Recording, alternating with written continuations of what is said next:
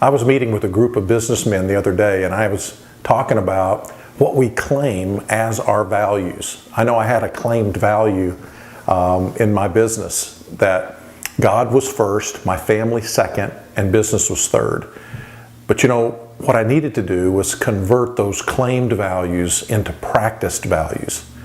You know, to practice putting God first in my business. You know, how can I do that? What would be practically, how do I live that out?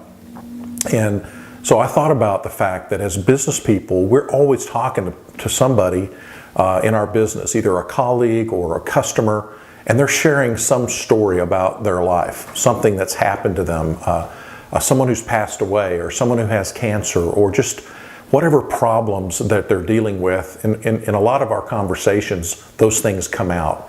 Why they weren't at work last week? Well, because their grandfather passed away. I just happened to hear a guy today talk about that. And so what I started saying to them was, would you be offended if I prayed for you about that right now? You know, over the years, I have never had one person say, yeah, that would totally offend me.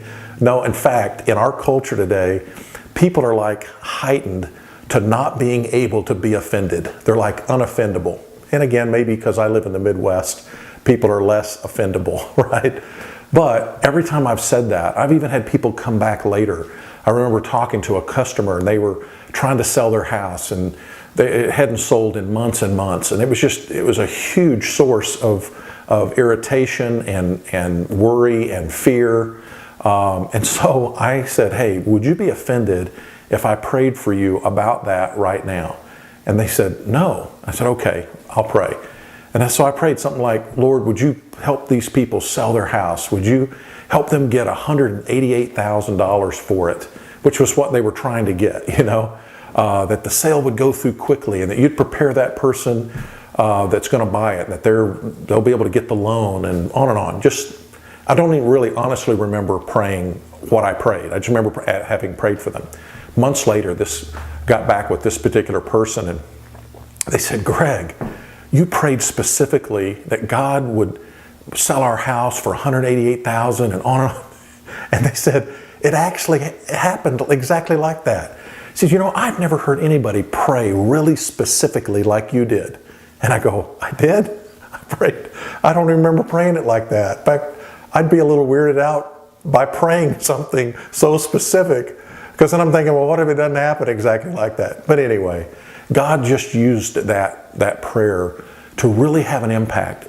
So if I'm going to put God first in my life, okay, then what a practical way for you to put God first in your business, okay? Your business your vocation is not your purpose. It's your platform. It's this platform that God's given you to minister to almost 80%, 90% non-churchgoers. These are people who they don't go to church. So for them to see God, for them to hear about God, for them to see someone who has put God first, that's a little practical thing you can do. I started praying before a meal with a client or with coworkers. I would say, hey, I'm going to pray for this real quick. I never had anybody go, no, don't do that. Well, I think I did have one guy later go, hey, that was kind of weird for you to pray in front of my buddy. Yeah, anyway, so it was one time. But of all the times that I've prayed, I've never had anyone say anything other than it said to them that obviously God must be high in His priority. How do you put your family second? Well, I made a decision that every time Rhonda would call me on the phone, I would take her call. Just no matter who I was with, where I was going, that would be my intention, is to take her call. And then when I got her on the phone, I'd say, oh, hi, honey. How are you doing? Yes, sweet baby. Okay, that's no problem. I'm in a meeting, but that's fine. I'll pick up some eggs. I'll pick up some groceries or whatever. Okay, sweet bug. Oh, hey, honey bun. All right, bye-bye. All right. What does that say to everybody in the office? For them to hear me talk like that to my wife or to my children. Yet I've heard this several times over the years. Somebody gets a phone call. What? How many times have I told you not to call me at work? What do you mean? Look, I am so busy. You know what? That also says something to everybody in the office as to what kind of priority is your family in your life. So God is first, my family is second, and then my business is third. But you know what? Your business is the place that God has given you to have impact on non-churchgoers. This is where the rubber really meets the road. You are the church. You're the church. It's also a building with pews and seats and so forth, but you are the church, and you have this awesome opportunity to impact non-churchgoers. So would you agree with me?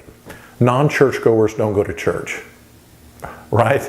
They go to work 8 hours a day, 5-6 days a week. That's where you're going to get to have an impact on them. And so God's put you with all these others, all these people in your business. And so the more successful you become in business, the greater your impact is on people, the more people you get to have an impact on. I really believe that God is first, your family second, and your business third. Not only are we going to claim those values, we're going to practice those values.